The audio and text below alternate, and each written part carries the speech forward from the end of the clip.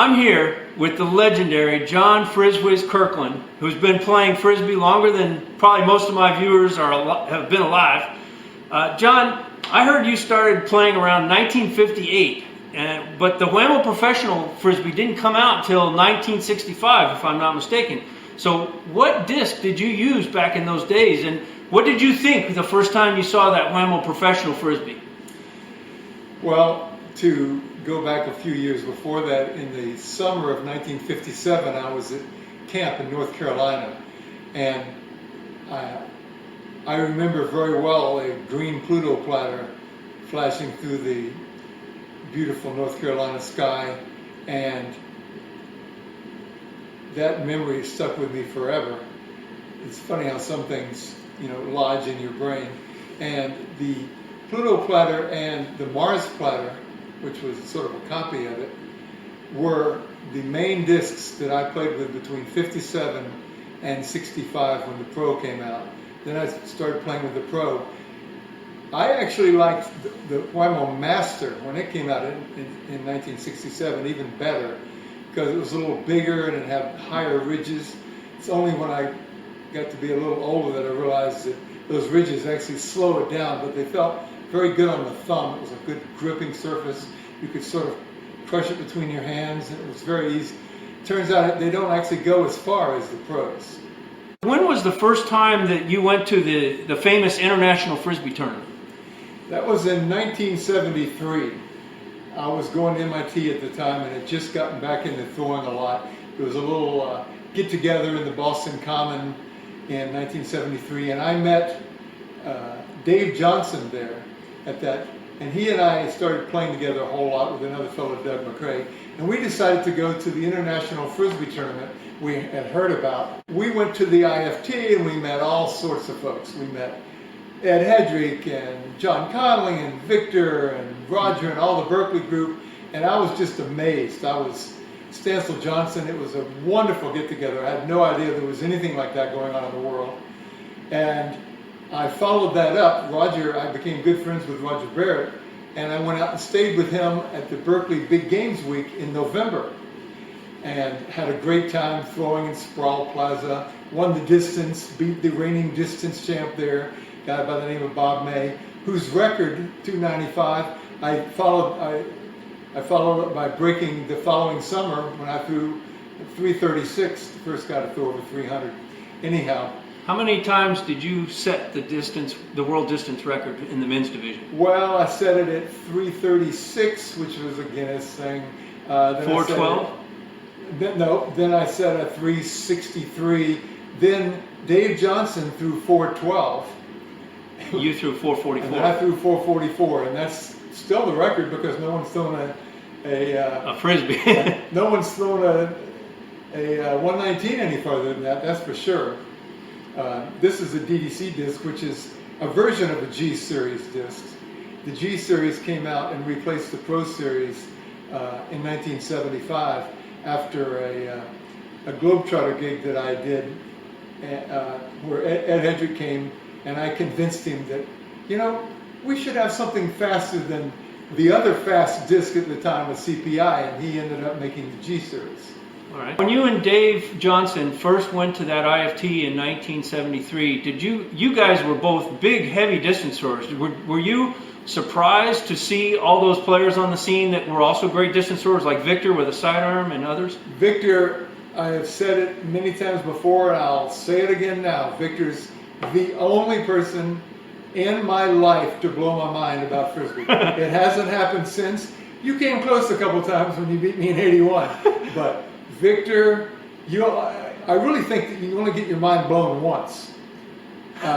And he blew my mind. I saw him doing this unbelievable flashy behind the back forehands that would go 60 yards in the air and hit me right.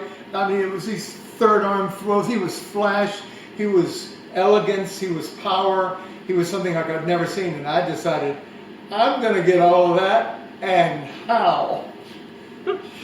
Now, how many shows did you and Victor do on the Harlem Globetrotter tour? I'll tell you, you talk about a tour. 200 cities in 180 days.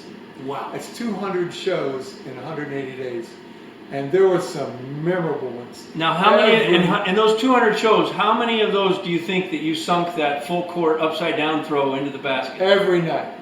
Every night. We were at three-quarter court. We were at the other foul line. We had this whole choreographed routine worked out.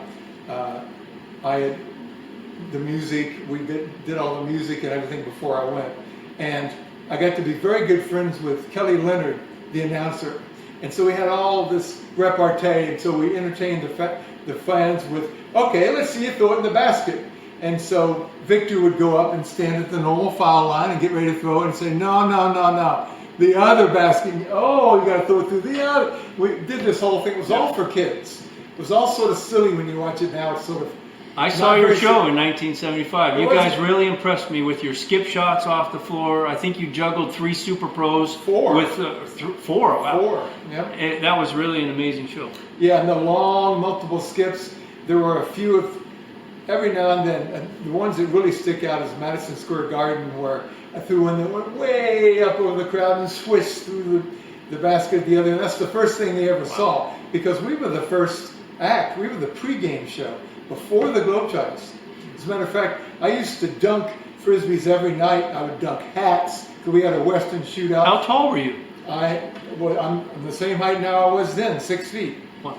And had a couple of springs when I was younger. Anyhow, I used to dunk, and Meadowlark Lemon finally saw my show and said, John, you have to stop dunking. You're making us look bad. I'm not kidding. I bet I'm the only person ever had to stop dunking because of Meadowlark Lemon. Oh. You knew all these people, all these players all over the country. Did Ed Headrick contact you from Whammo and say, you know, we want to do the World Frisbee Championship, and who should we invite to that very first? And then I decided I'm going to go visit all the ponds. So I flew to Rutgers, I flew to Piscataway, and I stayed with Stork. We stayed in his dorm room. I played with him and Flash and Gary Subert. We had a great time playing. This is in the, this is around December of '73. Then I flew to Chicago and hung out with the Highland Avenue Aces, went to New York, saw everybody in the New York scene. I started going around the country. I was like, I thought of myself sort of as Johnny Appleseed.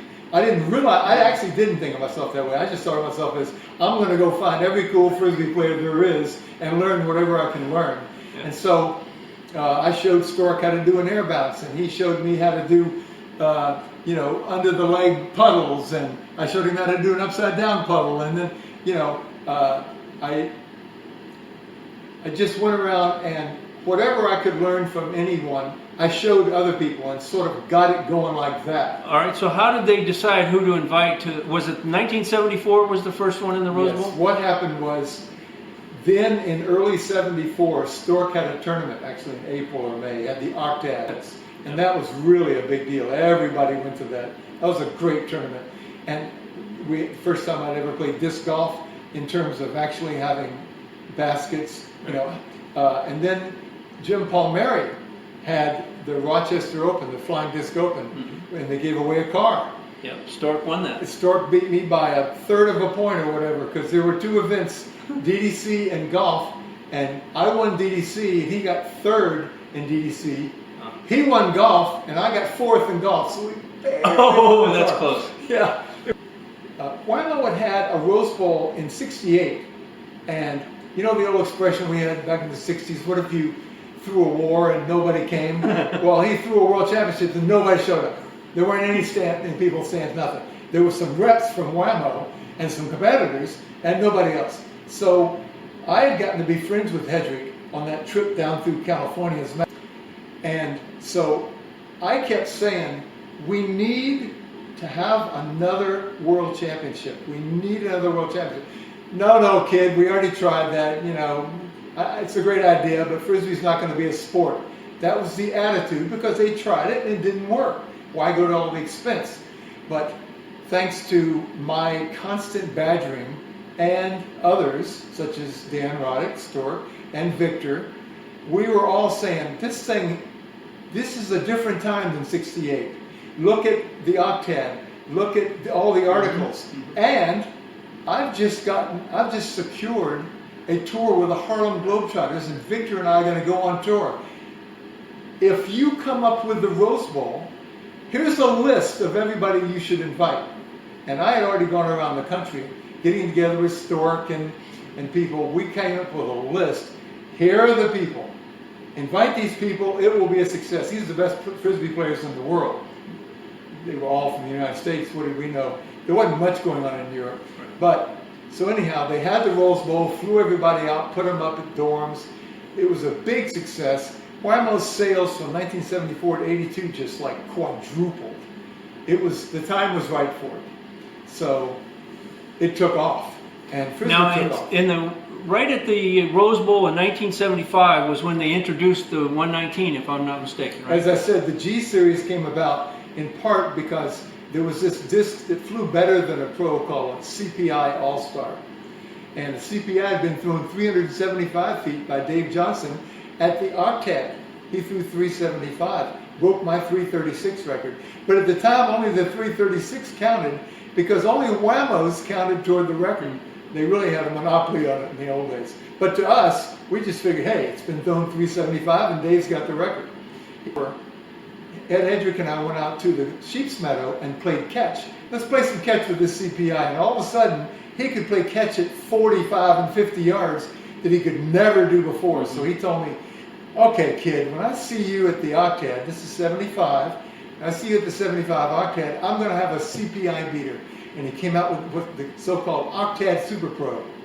Oh, yeah. I had one of those, and it really flew far. Fewer ridges, lower ridges, still didn't fly as far as the CPI, which really irked him no end. So that summer, he really went to work, and he came up with the G Series, which did the trick. That did fly farther than the CPI. Good story. Modern golf disc, it was a weird thing to the way that modern golf disc came about because Ed started making the discs heavier and heavier by putting moonlighter plastic in them, glow plastic, and the discs were getting bigger and bigger and heavier and heavier. I don't know if you remember the 79, 80, 81, those Tom Schott had those Santa Cruz discs. Everybody was getting these really big, heavy things. Everybody thought that the heavier and the bigger, the easier it could cut through the air. And I think I mentioned to you that I was in 81, I was walking through Whammo, having my way with them, getting help, carrying boxes and stuff out. Great way to augment the collection. And I went into the office of this fellow Carlos who he did all the hot stamping. And on his wall were 5 discs that were all moonlighters, unhot stamped. Just, wow, what are those? He said, well, we were testing to see how brittle discs get. How much moonlighter powder can you put in before they get too brittle? So we put in 10, 15, 20, 30, and 50%. And I said, well, can I try them out? Well, fortunately for the world, the mold that he happened to grab was the 70C, the 97 gram. No one threw it. Did you ever throw it once? Yeah. Never threw it once in my entire life. But it turns out that when you make that thing heavy, it goes farther than anything else. Small and heavy, nobody knew. And I didn't know. It was a complete shock. I took the 50% one, which only weighed 150 grams, went straight from Whammo over to La Cañada High School. My first throw, and Stork said, was it your first throw or like your third or fourth throw? Mulligan. Nope. I didn't take a Kirkland. Didn't take a Mulligan. It was my first try. I threw it from the end zone through the uprights to the other end. With the first throw, and I said, oh my God. I took him to Santa Cruz and showed everybody at the Tom Shots tournament. I said to Headrick, these are the discs of the future. So he made them for the 81 Rose Bowl. You and I had a pretty good time at. Yeah. And small and heavy was off to the races. Yeah. Now he made the first night flyers around the summer of 78, was it? Yes. And then they were very popular at the Whammo $50,000 disc golf tournament. Let's talk about that tournament. So by the time he got, that was a year later after the night flyers had come out, but now he was making them at that tournament.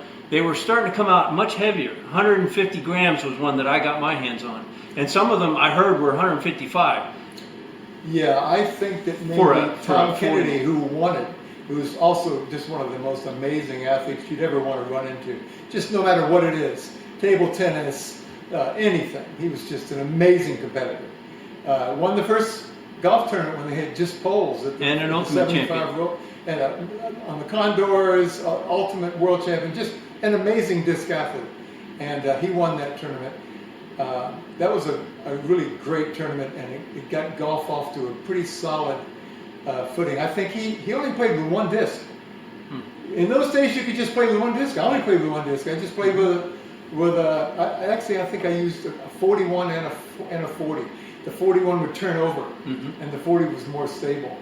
You know, I met your lovely wife, G, at that tournament at the Wemo 50,000 in 1979, and then you and I and her and locals in San Diego, including Rick LeBeau and Tony Pelican and Blair Paulson, we used to play a lot of DDC in the 90s. And I couldn't imagine the level of intellectual conversations that you and G must have, because she was a walking encyclopedia on so many topics. She was literally the best person I've ever known. And I was so lucky to have spent 35 years with her. I met her at MIT. I fell in love with her, and she changed my life. I always told my kids, find somebody that when you're with them, you like who you are better than when you're not with them. Yeah. She made me a better person. I wanted to be a better person to be with her. And I miss her every day. And you have had 3 children, and I know Cody, who is a professional ultimate player and also a champion overall player. He's an amazing distance thrower. I've seen him throw. And but now he's a professional ultimate player, right? Yeah, he played for the Flamethrowers. They won the World Championships. He's a really talented, he's probably the best overall player right now. I can't wait to see Rob McLeod and Cody fight it out in self-caught.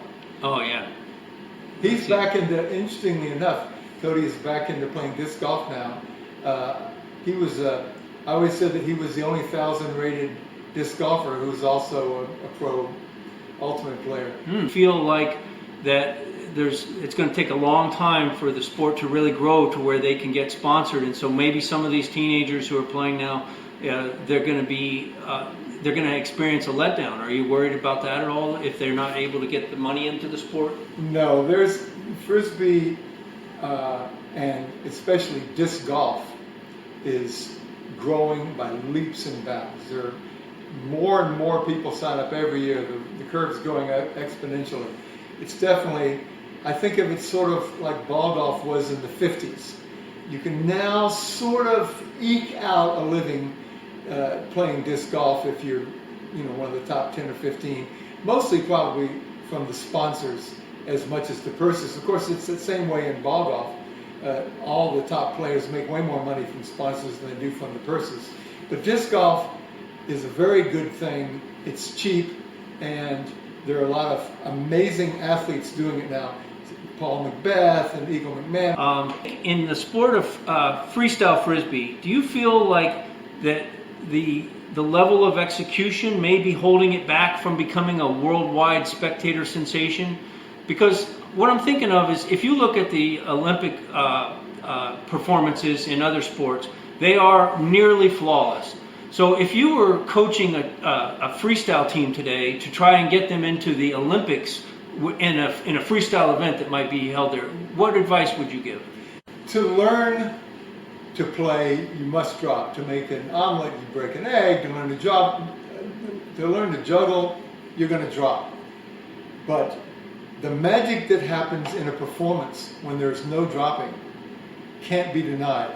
If you want it to be a successful spectator sport, if you want it to be on Wild World of Sports, they're going to judge it by execution. There should be no drops.